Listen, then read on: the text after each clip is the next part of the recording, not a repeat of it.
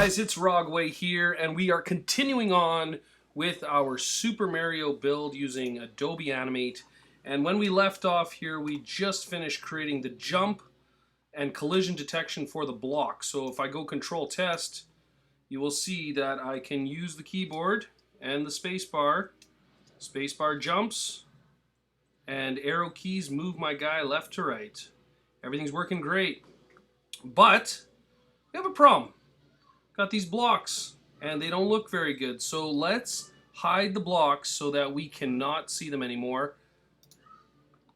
In order to do this, we're going to select the block on the layer hit zones, and you should see that it is a single movie clip. They're all together. Let's just close actions for a second. And we can see that they are covering up all the little pieces that Mario is going to hit. It's super easy to hide these. We're going to go to Properties, and because they are a movie clip symbol, we're going to go to Color Effect, Style, Alpha, 0. Okay, Alpha controls the opacity of the objects on the stage. And if we set it to 0, they are completely clear. We could set them halfway if we want, just to kind of see what's underneath while we're testing. But for right now, we know it's good, so we're going to go to 0. All right, now when we go to test our movie, the blocks are invisible. However, they are still functioning exactly as they should. And we can still go along this level without seeing those blocks. It's starting to look kind of nice. It's starting to look finished. Now let's say we want to add items for Mario to pick up. Most commonly in Mario games, we have things like coins or keys. So in this case, we are going to add some coins, and what we're going to do is we are going to put our coins into the background symbol, background movie clip symbol. I'm going to show you why in a second. So let's lock everything except the background symbol. All right. Now, all we need to do is import our picture for the coins. Okay, so we're going to go to File, Import to, let's do to Library. And inside here we got a picture of a coin, a PNG. And my computer is lagging. There we go. We're going to hit Open. And you can see now in our library, we have the coin PNG ready to go. Now let's go into our background movie clip by double-clicking it. And we now see we're inside World 1. And what we're going to do is we're going to place a coin inside of our movie. Now, holy, it's horrible because it is a PNG. So what we need to do is, just like when we brought Mario in, we're going to go to Modify, Bitmap, Trace Bitmap. We're going to trace this with the settings that we had before, and if we preview it, oh, it disappears. So let's do it a little bit differently. Let's take the coin, let's cut it. Let's change layer 1 to background. Background. And let's lock that background layer. Let's add a new layer. Let's call it coins. All right, let's do this. Let's streamline this a little. Let's make it look good. We're going to go paste back in there, or we can drag it from our library. We're going to shrink it down approximately the size of a coin. We're going to have to refine that a little bit. But around there looks good to me. We can use our arrows. And now what we're going to do, we're going to zoom in on it. And we're going to click it. And we're going to modify Trace Bitmap. Get a little preview of that. Looks great. Hit OK. And now we can go and select the white area, and we're left with the coin. We're going to select the coin, and we are going to convert it to a symbol. It's going to be a movie clip, and it's going to be called coin. Hit OK. We now have a coin in our background. Now, the reason I put this into the World 1 background is we don't need to code in the X value, the X axis changing here if it's part of the background, because the whole entire World 1 will move. So you can build elements within your background or your other items using this technique. So here's what we're going to do with this one coin. We want Mario to make it disappear when he touches it. All right, so maybe by now you can figure it out. It's going to be collision detection that's going to do that.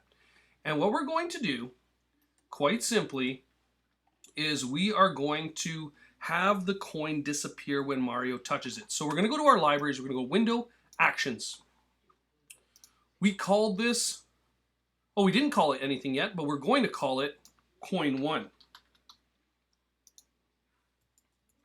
All right, and there's Coin 1.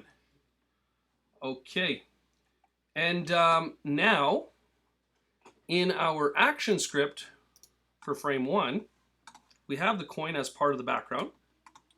And if I go and I test this movie, the coin should move with the background. It does. But nothing happens when Mario touches it. It's just sitting there. So we need to tell it that when Mario contacts the coin will disappear.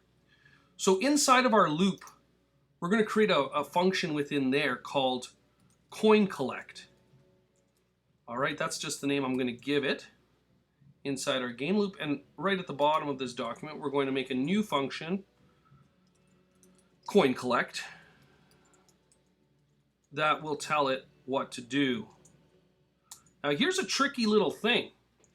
Because that coin is part of the background movie clip, we have to tell it to look inside the background movie clip to detect collision. So here's how it looks. We go if, we put background, because background is the parent. That means it's the clip that the coin is within. Dot coin1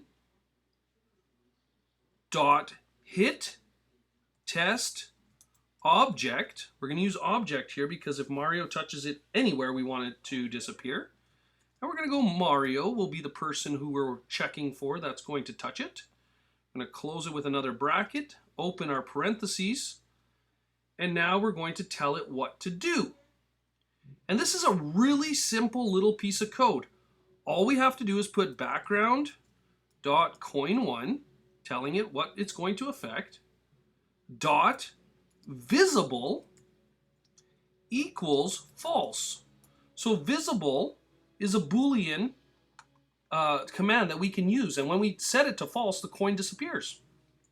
What we should also do is have the coin move off the screen. So we're going to go background dot coin1 dot y. Okay, we want to affect the y-axis equals 1000. So that's going to throw it way off the screen. This will become important later when we want to calculate scores. We don't want it to still sit there because then it'll think it's still there. So visible doesn't actually remove it from the stage, it just makes it invisible, but it's still there. So let's test that out. We have it in the game loop, coin collect. We have it looking to see if there's a collision between the coin and Mario. We have it going to false, and then when he hits it, the y-axis for the coin goes to 1000. So if we go test, we have a problem. And I see my problem right away. It's not called background. I made this mistake before. It's called World 1. I just realized it's not background, it's World 1. I keep making that mistake. The name of our instance for the background is World 1, not background. It has to be the exact instance name. So that's my screw up again. We're going to hit Control. We're going to test. Oops. And now, where did my test window go? Let's do that again. Hopefully it's still there. There it is. And we got Mario walking along. And when he hits the coin, boom, it disappears and it's off the stage. So we have created a pickup. All right. And now, if we wanted to, we can make a second coin. All right, how would we do that? We can add a bunch of coins. We could go into our background once again. Let's go inside there. Let's add a coin right here. Go to our library, drag out our coin movie clip in roughly the same sort of location, a little bit further on, and then go back to our script. Oh, before that, we got to give it an instance name. We're going to call this one coin2. And we're going to go back to our action script for Mario. And now what we can do is we can have another if statement inside here. We're just going to copy that.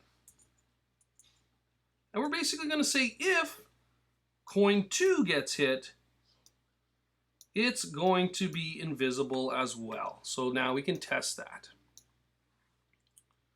Collect the first coin, disappears. Collect the second coin, it disappears. That is fantastic.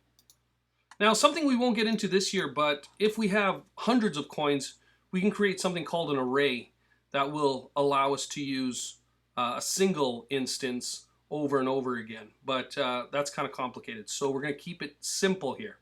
So you can see how this works. When Mario comes into contact with the coin, the visibility of that coin is false. It disappears. And the coin moves off the stage. It goes to 1,000 on the Y, so somewhere way, way down off the screen. All right, for both coins, we did the same thing. So all we did here was create a simple pickup. And now we're going to, in a later tutorial, look at how we can add that to the score as we play the game. All right, so save your file. And we're going to continue on in the next one to create some enemies that will now be killing Mario when he hits them. And we're going to create a few more things like a restart button, or at least a restart for the game when he dies. All right, so stay tuned.